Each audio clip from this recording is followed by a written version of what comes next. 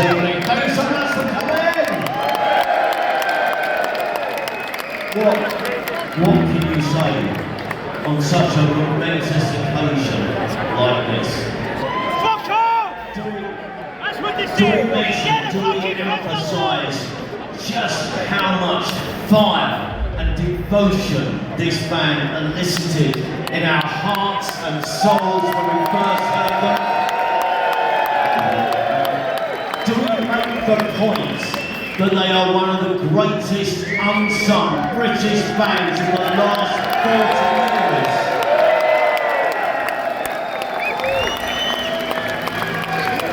Do we also have to say how much they became and still are an influence on generations of bands that have followed them?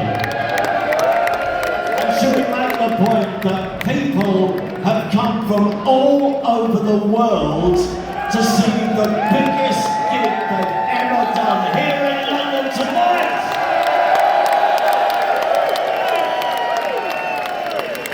Or, ladies and gentlemen, should we just sack all that off and simply say, fuck me, it's the press